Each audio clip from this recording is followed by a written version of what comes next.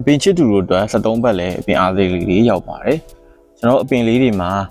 73ဘက်လည်းအဝါလုံးလေးတွေပေါ့နော်ဆိုင်ရဝယ်တဲ့အခါမှာလည်းမြင်မှုကြမှထင်ပါတယ်အဲ့ဒီအဝါလုံးလေးတွေကအပင်အားသေးလေးပဲဖြစ်ပါတယ်အဲ့ဒီ73ဘက်လည်းအဝါလုံးလေးတွေကိုကျွန်တော်ရှိမှာဝယ်ရရှိနေပါတယ်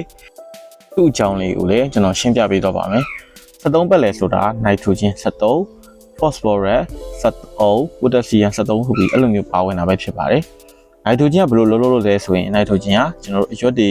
ပင်ကြီးတွေကိုကြီးထောင်မှုကိုအထောက်အကူပြုတယ်အရွက်တွေစင်းစင်းဆူဆူနဲ့ကြီးထွား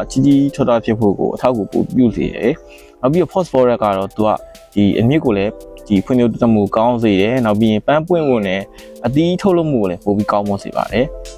potassium ကတော့ကျွန်တော်တို့ပေါ့နော်ဒီအပင်ရဲ့ပေါ့နော်ကျန်းမာရေးကိုပုံမကောင်းမွန်လာစေတယ်ကောင်းမွန်လာစေတဲ့အခါမှာသူကဒီပိုးမွားကြရမှုတွေကိုလည်းကာကွယ်နိုင်တယ်ပေါ့နော်သူရဲ့ဒီ resistance နဲ့တိုက်ထုတ်နိုင်တယ်အဲ့ဒီကြောင့်မို့လဲ potassium ဓာတ်ကလည်း73%ပါဝင်ပါတယ်အဲ့ဒီကြောင့်မို့လို့ဒီညကြည်အားသေးလေးရပေါ့နော် nitrogen potassium phosphorus potassium ပေါ့နော်73စလုံးလေးပါဝင်တဲ့ဒီအားသေးတွေကိုကျွန်တော်တို့ဆင်ရစီမှာဝယ်ရရှိနိုင်ပါတယ်အထုပ်ကိုကျွန်တော်တို့9500ကျပ်ပါကျွေးမယ်ဆိုရင်ကျွန်တော်တို့ရွက်လှတွေတစ်ခွာတွေဒဇင်တွေလည်းကျွေးလို့ရပါတယ်ပိန်းမန်းတွေစသည်ဖြစ်ပေါ့နော်ဒီလိုမျိုးအပင်တွေကိုကျွေးမယ်ဆိုရင်ကျွန်တော်တို့တစ်ခွာတွေများဆိုရင်ပွားသားတွေကို